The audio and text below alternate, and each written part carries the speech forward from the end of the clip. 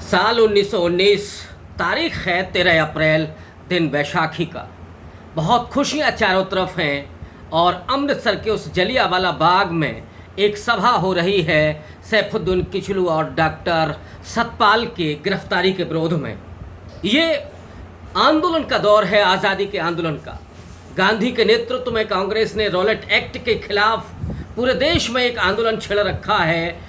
जो उस Rowlatt act के खिलाफ जिसके लिए गांधी ने कहा था कि ना वकील, ना अपील, ना दलील, इसमें कोई गुंजाइश नहीं है, कभी भी किसी को भी अंग्रेज सरकार गिरफ्तार कर सकती थी। और उसी जलियांवाला बाग में हजारों की तादाद में तमाम किसान, मजदूर, दलित, बच्चे, महिलाएं, बूढ़े, बुजुर्ग सब शामिल हैं और वो रॉलेट एक्ट के विरोध में सैफुद्दीन किचलू और डॉक्टर सतपाल के विरोध में सभा कर रहे हैं। अचानक बाग के गेट नंबर 1 से, उस प्रवेश द्वार से डायर अपने तमाम सिपाहियों के साथ हाजिर होता है, उन बंदूकों के साथ जो पहले से भरी हुई थी, और वो लोगों पर ताबड़तोड़ हमले का आदेश देता है बिना किसी लोगों को आगाह किए हुए। और देखते ही देखते सैकड़ों लोग हताहत होते हैं, हजारों की तादाद में लोग जख्मी होते हैं। औरतों ने तो कुएं में कूद करके अपनी जान बचाने की कोशिश की। बच्चों की चीखें, पुकारें, ये चारों तरफ मंजर जो हौलनाक है वो इतिहास में काले अक्षरों में दर्ज है। न सिर्फ भारत के इतिहास में बल्कि ब्रिटेन के इतिहास में भी। हंटर कमीशन स्थापित किया अंग्रेज सरकार ने उस हत्याकांड की, बर्बर नृशंस हत्याकांड की जांच करने के लिए, और उसमें जो आंकड़े आए 279 लोगों की मौत हुई और 12 से लोग करीब जख्मी हुए। लेकिन सच्चाई ये है कि इन सरकारी आंकड़ों से कहीं ज़्यादा लोग हताहत हुए थे उस पूरे हत्याकांड में। और यही वजह है कि दुनिया के नक्शे पर ब्रिटेन की एक बर्बरता को अंकित किया गया। अमेरिका से लेकर के और यूरोप के कई देशों के अखबारों ने इस बर्बर हत्याकांड की भर्त्सना की। लेकिन इसके बाद जो हुआ, एक 20 साल का नौजवान उसी दृश्य को, उसी भयानक दृश्य को देख रहा था और लोग ऐसा कहते हैं कि उसने खून से सने हुए मिट्टी को अपने हाथ में लेकर के कसम खाई थी कि मैं इस हत्याकांड का बदला जरूर लूंगा। और 21 साल के बाद वो वक्त आया जब वो नौजवान भारत से जा करके ब्रिटेन में उस हत्याकांड का बदला लेता है। उस नौजवान का नाम है, उस क्रांतिकारी का नाम है ऊधम सिंह। और ऊधम सिंह ने 13 मार्च 1940 को ब्रिटेन में कैक्सटन हॉल में, लंदन के कैक्सटन हॉल में, जहां पर ईस्ट इंडिया एसोसिएशन और रॉयल सेंट्रल एशियन सोसाइटी की गोष्ठी चल रही थी, उसी गोष्ठी में जनरल ओ डायर मौजूद था। लेकिन मैं आपको रोकूंगा यहाँ पर। ये जनरल डायर वो नहीं है जिसने जलियांवाला बाग में हत्याकांड के लिए गोली चलाने का आदेश दिया था। ये जनरल ओ डायर वो है जो उस समय पंजाब का गवर्नर था और उसके ही आदेश पर जनरल डायर उस बाग में पहुंचा था। जनरल डायर तो 1927 में ही अपनी मौत मर चुका है। तब भी उस हौलनाक मंजर का बदला लेने के लिए ऊधम सिंह लंदन पहुंचते हैं 1934 में। और फिर वो वक्त आता है जलियांवाला बाग हत्याकांड के 21 साल के बाद, जब वो इसका बदला लेते हैं। और अपने को उन्होंने बचाने की कोशिश नहीं की, भागने की कोशिश नहीं की, ठीक उन क्रांतिकारियों की तरह जहां हम भगत सिंह को याद करते हैं, सुखदेव, राजगुरु, अशफाक उल्लाह खां, इन सबको याद करते हैं। उन्होंने अपने को गिरफ्तार कराया और 2 पेशियों के बाद ऊधम सिंह को फांसी दे दी गई 31 जुलाई 1940 को।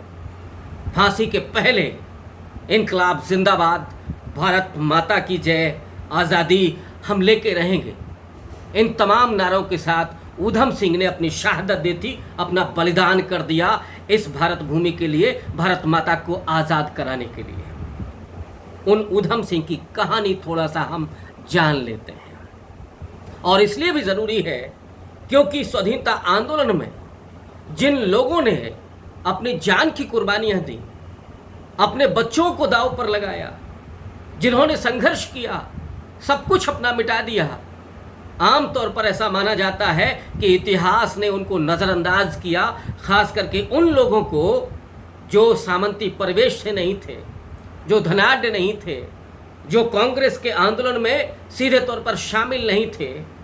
उनमें चाहे किसान रहे हों, चाहे मजदूर हों, नौजवान छात्र हों या दलित हों, समुदाय के आधार पर हम देखें। और मैं दलित की बात इसलिए कर रहा हूं क्योंकि ऊधम सिंह इसी दलित समुदाय से आते थे। हमें फक्र होता है ये कहते हुए, हमको गौरव की अनुभूति होती है कि स्वाधीनता आंदोलन में तमाम दलितों ने, मजदूरों ने, किसानों ने, महिलाओं ने, इन सब ने कुर्बानियाँ अपनी दी हैं, तब जाकर के ये देश आज़ाद हुआ है। और इसीलिए बाबा साहब डॉक्टर अंबेडकर सिर्फ राजनीतिक आज़ादी की बात नहीं कर रहे थे।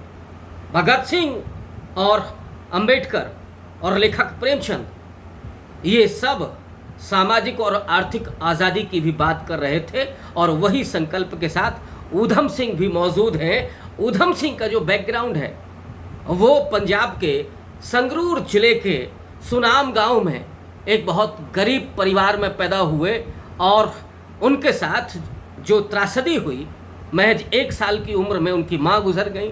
7 साल की जब अवस्था है ऊधम सिंह की तो उनके पिता का भी स्वर्गवास हो गया। और इन ऊधम सिंह को, जिनका बचपन का नाम शेर सिंह है, उनके भाई मुक्ता सिंह के साथ अमृतसर के अनाथालय में जाकर के उन्हें शरण लेनी पड़ी। और तब वहाँ पर उस अनाथालय में ऊधम सिंह को शेर सिंह से नाम मिलता है ऊधम सिंह, मुक्ता सिंह को नाम मिलता है साधु सिंह, और उन साधु सिंह की भी मौत हो गई थी 1917 में।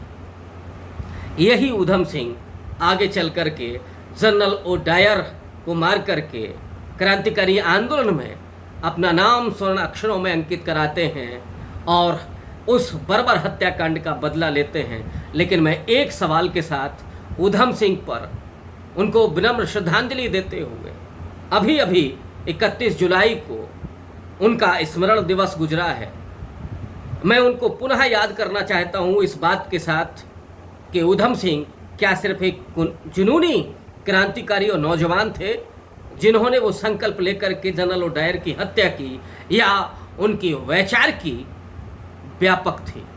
इसको अगले एपिसोड में हम बात करेंगे कि ऊधम सिंह कैसे लाहौर में भगत सिंह के साथ मिलते हैं, और भगत सिंह के साथ वो जो पूरा HSRA बनता है, उस आइडियोलॉजी के साथ जो सोशलिस्ट मूवमेंट है, जो क्रांतिकारी आंदोलन है, जिसमें शहादत की, कुर्बानी की भावना है, उसके साथ वैचारिक स्तर पर कैसे जुड़े हुए हैं, और साथ ही साथ उस पूरे मूवमेंट में, उस पूरे क्रांतिकारी आंदोलन में कैसे धर्मनिरपेक्षता और जाति निरपेक्षता को तवज्जो मिली थी। क्योंकि ऊधम सिंह ने अपना जो नाम बताया था आखिरी में, वो नाम क्या था, वो कितना धर्मनिरपेक्ष नाम था, इस पर भी हम चर्चा करेंगे और ये बताएंगे कि ये सिर्फ जुनूनी नौजवान नहीं था, ये वैचारिक रूप से परिपक्व ऊधम सिंह थे जिन्होंने इस हत्याकांड को अंजाम दिया था, और वो दूसरे भारतीय थे जिन्हें भारत के बाहर फांसी दी गई थी। हम लोग जानते हैं कि कर्नल बाइली के हत्या करने पर जो मदन लाल ढींगरा हैं, उन्हें 1909 में लंदन में फांसी दी गई थी, और 1940 में फांसी होती है। ऊधम सिंह को उस शहादत को नमन, उन क्रांतिकारियों को नमन, उनकी वैचारिकी को नमन। बहुत बहुत शुक्रिया।